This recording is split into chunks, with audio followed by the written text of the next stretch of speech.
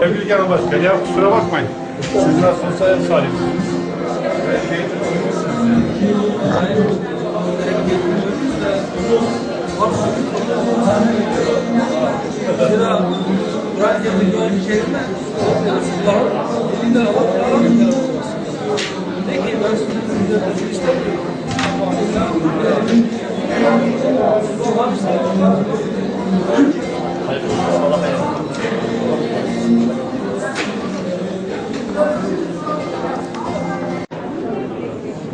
Sol şu anda çok müsait. Şu an için çok müsait. Olumsuz efendim. Sol taraf müsait.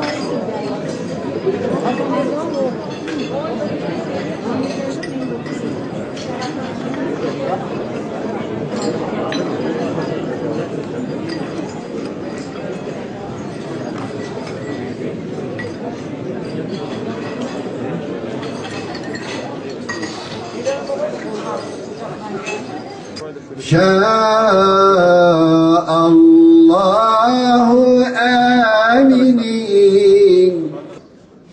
Değerli konuklar, özgürlükleri uğruna gözyaşı döken toplum kesimlerini küçük özgürlük rüşvetleriyle oyalama politikaları gelecekte maliyeti çok yüksek sosyal olayların yaşanmasına sebep olmaktadır. İnsan onurunun zorunlu kıldığı özgürlükler hiçbir hesap yapılmadan ilgilisine ulaştırılmalıdır. Sevgiye ve inançlara meydan okuyanların galibiyetine tarih şahitlik etmemiştir. Bu tarihi gerçek bize şu cümlenin altını çizdiriyor. İnsanların sevdiklerine ve inandıklarına lütfen karışmayın. Laiklik anlayışının çağdaş ve evrensel ölçülere doğru hızla dönüşmesi sorunların çözümünü kolaylaştırmaktadır. İnançlar karşısında eşit uzaklıkta duran bir devlet anlayışı yerine eşit yakınlıkta duran bir devlet anlayışı hakim oluyor. İmkansızlıkta ya da yasaklarda eşitlik değil, imkanların ve özgürlüklerin eşit ve adil dağıtımının hakim olduğu pozitif bir devlet refleksi gelişiyor. Kalp sınırlarının dışına çıkması yasak olan inançlar yerine hayatın içine girmiş bireysel inançların özgürlük alanları genişletiliyor. Geçmişte inanç ve ifade özgürlüklerini savunanlar çok ağır bedeller ödedi ve ödemeye de devam etmektedirler. Öyle ki Türkiye Büyük Millet Meclisi'ne başörtüsüyle giren bir milletvekili devlete meydan okumakla itham edilerek meclisten kovuldu ve yüzlerce milletvekiline sahip olan partisi kapatılmakla cezalandırıldı.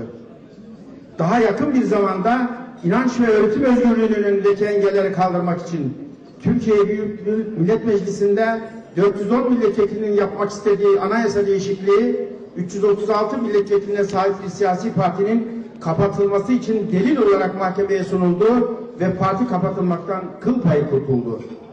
Bunları şunun için söylüyorum. İnandığı dinsel değerleri değiştirmek için ikna odalarında gençleri ikna edemeyenleri toplumu ikna ederek yaşanan utanç sayfalarını kapatmıştır. Geçmişte demokratik hayatın ağır yara almasına sebep olan bu olayların sonuçlarını keşke Anayasa Mahkemesi olarak biz tedavi edebilseydik. Geri gelmişken hemen ifade etmem gerekirse, geçen hafta Türkiye Büyük Millet Meclisi'nde yaşanan güzelliklerin onurunu tattıran bütün milletvekillerimizi ve siyasi partilerimizi kutluyor, şükranlarımı sunuyorum. Aynı anlayışın hangi inanç ve düşünceye sahip olursa olsun, terör ve şiddeti çağırmayan, ona bulaşmayan tüm inanç ve ifade özgürlüklerinin önündeki engellerin kaldırılması için sürdürmelerini yürekten diliyorum. İnanmasak da başkalarının hak ve özgürlük sorunlarına sahip çıkmayı insan olma onurunu taşımanın gereği olarak kabul ediyoruz. Sistemimizde de bugün yaşanan bazı sorunlar vardır.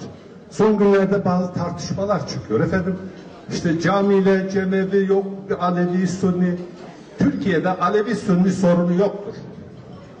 Türkiye'de cami, cemevi sorunu yoktur. Türkiye'de sistemden kaynaklanan sorunlar vardır. Sistemden kaynaklanan sorunlar vardır. Bu sorunlardan dolayı eksik bilgi, bilgisizlik. Yani Türkiye'de din ve vicdan özgürlüğünün en iyi şekilde yaşanması gerekiyor. Yahut da din ve vicdan özgürlüğünün önündeki engellerin kalkması gerekiyor.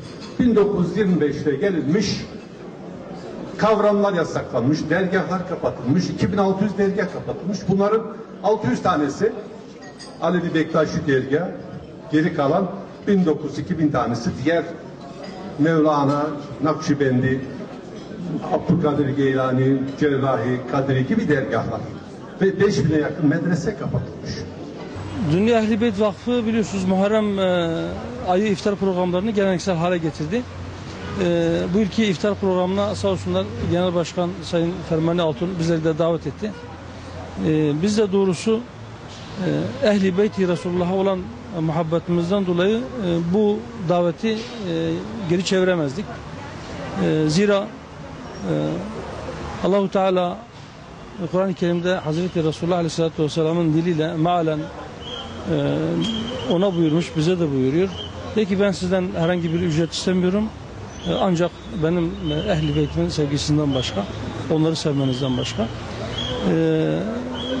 Ve İmam Şafii Ehl-i Beyt sevgisinin farz olduğunu söylüyor. İmam Ebu Hanife bunun vacip olduğunu söylüyor.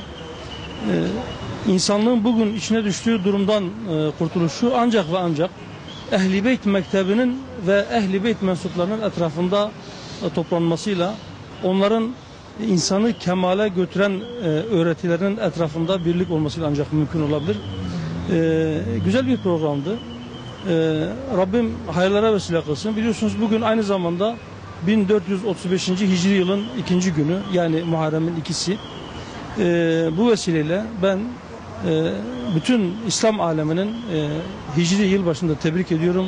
Yeni gelen yılın İslam alemine hayırlar getirmesini, kan ve gözyaşının dinmesini, huzur ve sükunetin hakim olmasını Cenab-ı Allah'tan niyaz ediyorum.